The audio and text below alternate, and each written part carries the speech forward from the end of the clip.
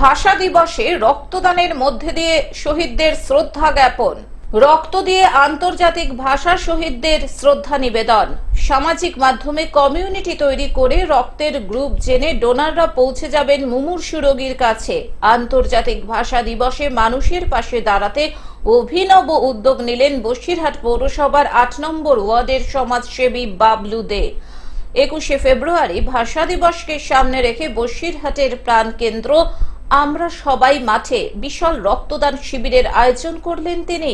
মূল উদ্দেশ্য আন্তর্জাতিক ভাষা দিবসে শহীদদের প্রতি শ্রদ্ধা নিবেদন।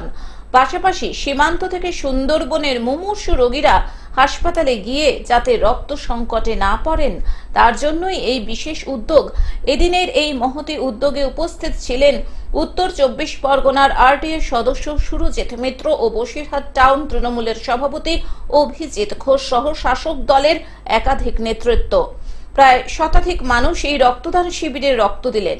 একটা মানুষের রক্তে একটা মুমূর্ষু রোগীর প্রাণ বাঁচে এবং এই ভাষা দিবসে সেই রক্তদান শিবির এর একটা গুরুত্ব অপরিসীম এবং এটার জন্য আমি যারা এই রক্তদান শিবির অ্যারেঞ্জমেন্ট করেছেন তাদের প্রত্যেককেই আমি আমার অন্তঃস্থল থেকে কৃতজ্ঞতা, ধন্যবাদ, শুভেচ্ছা জানাই।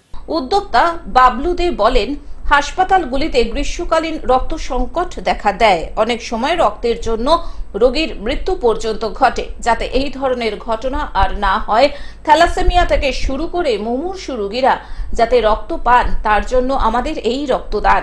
এমনকি যার যে গ্রুপের রক্তের প্রয়োজন আমাদের এই সদস্যরা সেই গ্রুপের রক্ত তাদের বাড়িতেও পৌঁছে দেবেন। তার জন্য একটি হোয়াটসঅ্যাপ গ্রুপও খোলা রয়েছে।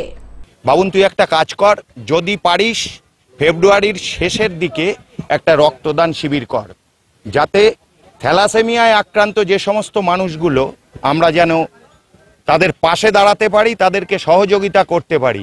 সেই জন্যই বাদলদার সহযোগিতায় আজকে এই রক্তদান শিবির।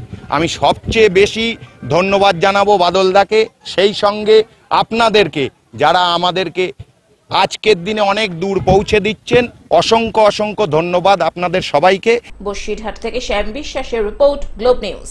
এখন থেকে গ্লোব টিভি দেখুন আপনার স্মার্টফোনেও। গুগল প্লে স্টোর অথবা অ্যাপল স্টোর থেকে ডাউনলোড করুন গ্লোব টিভি লাইভ অ্যাপ। এছাড়াও জিও টিভি অ্যাপ থেকেও দেখুন গ্লোব টিভি লাইভ।